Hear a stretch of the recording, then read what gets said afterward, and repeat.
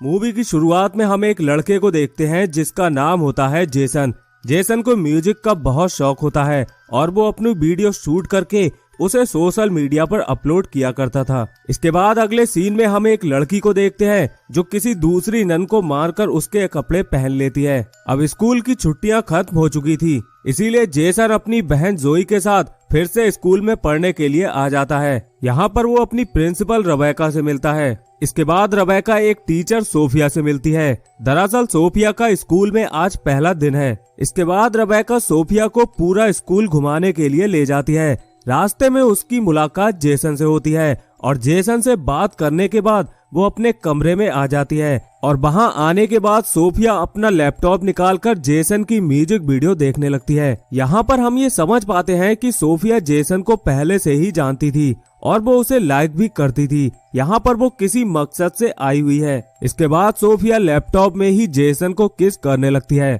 अगले दिन Sophia class में आती है। वहाँ वो देखती है कि जेसन एक लड़की से बात कर रहा था। इस लड़की का नाम होता है सारा। इसके बाद सोफिया सारा के पास जाती है और उसे जेसन के पास से उठाकर एक दूसरी जगह पर बिठा देती है। दरअसल सोफिया नहीं चाहती थी कि कोई भी जेसन के करीब आए, क्योंकि वो खुद जेसन को लाइक करती थी। अब क्लास खत्म होने के बाद जेसन और सारा आपस में बातें कर रहे होते हैं। तभी ये लोग आपस में किस भी करने लगते हैं। इसके बाद वहाँ पर सोफिया आ जाती है और वो इन दोनों को ऐसा करते हुए देख लेती है। ये देखकर सोफिया को काफी बुरा लग रहा था। इसके बाद वो जेसन से कहती है कि तुम क्लास में जाओ। जेसन सोफिया की बात सुनकर वहाँ से चला जाता है और सोफिया सारा पर बहुत गुस्सा करने लगती है। साथ ही वो उससे ये भी कहती है कि जेसन से दूर रहना। अब क्लास में सोफिया जेसन से कहती है कि उसे कुछ इम्पोर्टेंट बात करनी है, इसलिए वो उसके चैम्बर में आए। थोड़ी देर बाद जेसन भी सोफिया के चैम्बर की तरफ जाने लगता है, मगर जैसे ही वो दरवाजे पर पहुंचता है वहां वो देखता है कि सोफिया अपने कपड़े चेंज कर रही थी। दरअसल ये सोफिया का एक प्लान था जिससे वो जेसन को अपनी तरफ अट्रैक्ट कर सके। अब सोफिया को आधे कपड़ों में देखकर जेसन उसे देखता ही रह जाता है और उससे मिले बिना ही वहां से चला जाता है। अब जेसन के जाने के बाद सोफिया काफी खुश होती है क्योंकि उसका प्लान काम कर गया था। अगले दिन वीकेंड आ चुका था, जिसकी वजह से स्कूल की छुट्टियां हो रही थी। जब जेसन अपने घर जाने के लिए निकल रहा था तभी वहां पर सारा आकर उससे मिलती है, लेकिन इसी दौरान वहां पर सोफिया भी आ जाती है और वो सारा को जेसन के करीब देखकर काफी गुस्सा करती है। अब रात को जब जेसन अपने घर पर म्यूजिक बजा रहा था तभी वहां पर सोफिया आकर उसे चुपके से देख रही थी, लेकिन इसी दौरान वहां पर सारा का कॉल आ जाता है, जिसकी वजह से सोफिया को फिर से एक बार सारा पर बहुत गुस्सा आता है, क्योंकि जब भी वो जेसन के करीब जाने की कोशिश करती है सारा बीच में आ जाती है। तभी सोफिया के दिमाग में एक प्लान आता है। वो रात को सारा के घर पर जाती है और उसकी बुक में एक थोड़ा सा ड्रग्स रख देती है। अगले दिन स्कूल में जब सारा अपनी बुक को खोलती है तो उसमें वो ड्रग्स निकलता है,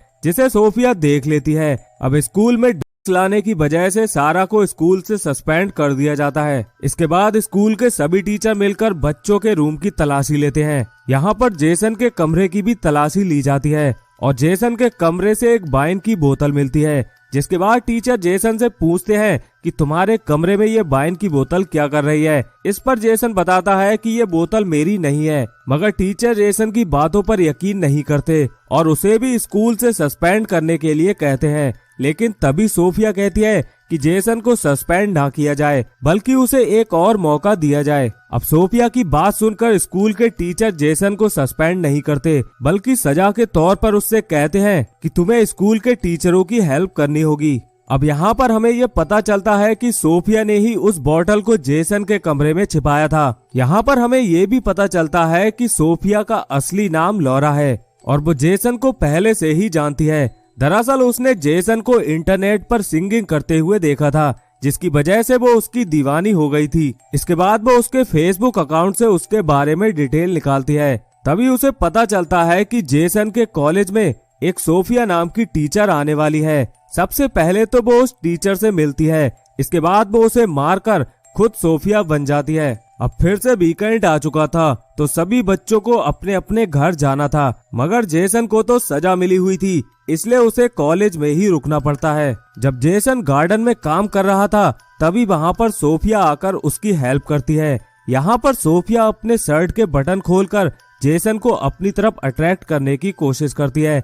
जेसन भी उस नजारे को खूब देख रहा था। रात को जब जेसन अपने कमरे में सो रहा था तभी वहाँ पर सोफिया आ जाती है। अब सोफिया को अपने कमरे में देखकर जेसन काफी डर जाता है। तभी सोफिया जेसन को किस करने लगती है। जेसन को ये सब कुछ बिल्कुल भी ठीक नहीं लग रहा था क्योंकि वो सोफिया को अपनी टीचर मानता था, मगर सोफिया उसे बातों में बहला फुसलाकर उसके साथ इंटीमेट हो जाती है। अगले दिन हम जेसन को देखते हैं जिसे अब बहुत बुरा लग रहा था क्योंकि वो ऐसा करना नहीं चाहता था। जेसन जब भी अपने कमरे में नहीं होता तब सोफिया वहां आकर उसके कपड़ों को सूंघने लगती है। अगले दिन हम देखते हैं कि क्लास में टेस्ट होता है जहां पर सारा को बहुत कम नंबर मिले होते हैं। अब कम नंबर होने की वजह से सारा काफी अपसेट होती है।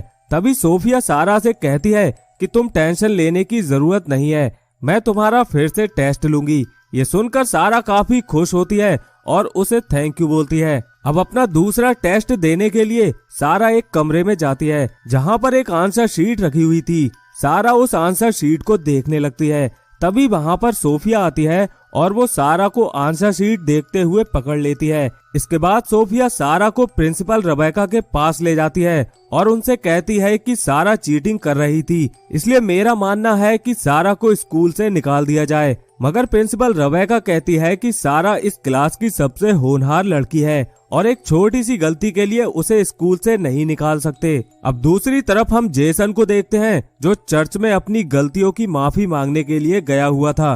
तभी वहां पर सोफिया आ जाती है और ये दोनों चर्च में ही इंटीमेट होने लगते हैं। अब रात को जेसन के पास सारा मैसेज करती है और उसे पार्टी में आने के लिए इनवाइट करती है। जब जेसन पार्टी में जाता है तो सारा उसे एक कमरे में ले जाकर किस करने लगती है, मगर इस दौरान जेसन को सिर्फ सोफिया के ही विजन आ रहे थे और वो सारा के साथ इंटीमेट हुए बिना ही वहाँ से चला जाता है। रास्ते में जेसन काफी ड्रिंक कर लेता है जिसकी वजह से एक पुलिस ऑफिसर जेसन के पास आता है। वो पुलिस वाला जेसन को ड्रिंक करने के इल्जाम में अरेस्ट करने ही वाला था कि तभी वहाँ पर सोफिया आ जाती है और वो उस पुलिस ऑफिसर को समझाती है। अब सोफिया की बात सुनकर वो पुलिस ऑफिसर वहाँ से चला जाता है।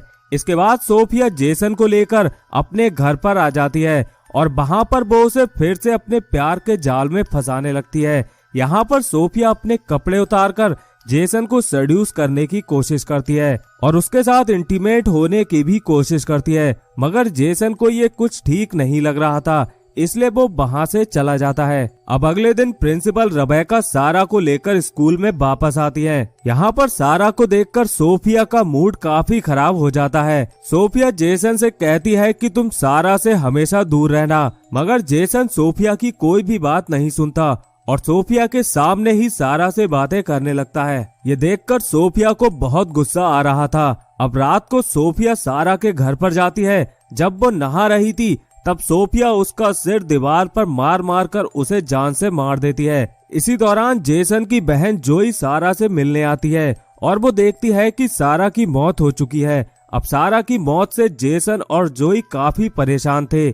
यहाँ पर जेसन को लग रहा था कि सोफिया ने ही सारा को मारा है। जेसन सोफिया से मिलने उसके पास जाता है और उससे इस बारे में पूछता है। इस पर सोफिया उसे कुछ भी नहीं बताती और हंसते हुए वहाँ से चली जाती है। अब एक दिन जेसन और जोई जब अपने घर पर होते हैं तब जोई जेसन को काफी परेशान देखती है। यहाँ पर वो उससे उसकी परेशानी का कारण पूछती है। इसके बाद जेसन जोई को सब कुछ सच सच बता देता है कि कैसे सोफिया ने उसका जीना हराम कर रखा है और वो उसे ब्लैकमेल भी कर रही है। इसके बाद ये दोनों सोफिया के बारे में जानने के लिए निकल पड़ते हैं। जब सोफिया अपने कमरे में नहीं होती तो ये दोनों चुपके से उसके कमरे में जाते हैं। यहाँ पर इन्हें सोफिया का लैपटॉप मिलता है। दरअसल ये लैपटॉप असली सोफिया का था। इस लैपटॉप में असली वाली सोफिया की बहुत सारी फोटोज थी। तभी वहाँ पर जेसन को एक और लैपटॉप मिलता है जिसे खोलने पर ये लोग देखते हैं कि उसमें जेसन की बहुत सारी फोटोज और वीडियोस थी। और यहाँ पर एक बात इन्हें और भी पता चलती है कि सोफिया का असली नाम लॉरा है। इसके बाद ये दोनों उसकी सच्चाई बताने के लिए प्रिंसिपल रबेका के रूम में जाते हैं, मगर प्रिंसिपल रबेका अपने रूम में नहीं थी। वहीं दूसरी तरफ हम प्रिंसिपल रबेका को देखते हैं जिसे सोफिया पर पहले से ही शक हो गया था। वो सोफिया से कहती है कि तुम कौन हो, क्योंकि मैं जानती हूँ कि तुम असली रबेका नहीं हो। इस पर सोफिया उसे कुछ भी नहीं कहती और काफी डरने लगती है। मगर इसी दौरान सोफिया प्रिंसिपल रेबेका को मार देती है। अब इधर हम जेसन और उसकी सिस्टर को देखते हैं जो चर्च में प्रिंसिपल रेबेका का वेट कर रहे थे। तभी वहाँ पर सोफिया आ जाती है। तभी जोई उससे कहती है कि हमें पता है कि तुम सोफिया नहीं हो बल्कि तुम्हारा नाम लॉरा है और ये बात हम सभी को बता देंगे। इसके बाद ये दोनों वहाँ से जाने लगते हैं मगर लॉरा पीछे से जोई पर हमला कर देती है। अब लॉरा जोई को मारने ही वाली थी कि तभी वहाँ पर प्रिंसिपल रेबेका आ जाती है। इसके बाद लॉरा जोई को छोड़कर प्रिंसिपल रेबेका का गला दबाने लगती है मगर जेसन अपनी जेब से एक स्क्रू ड्राइवर निकालकर लॉरा के ऊपर अटैक करता है जिसकी वजह से लॉरा वहीं पर मर जाती है। इसके बाद मूवी की लास्ट में हम देखते हैं कि जोई और जेसन का स्कूल खत्म हो गया था और ये दोनों अपने पेरेंट्स के साथ घर पर जा रहे थे और इसी के साथ ये मूवी भी यहीं पर खत्म हो जाती है। तो दोस्तों इस वीडियो को लास्ट तक देखने के लिए बहुत बहुत धन्यवाद।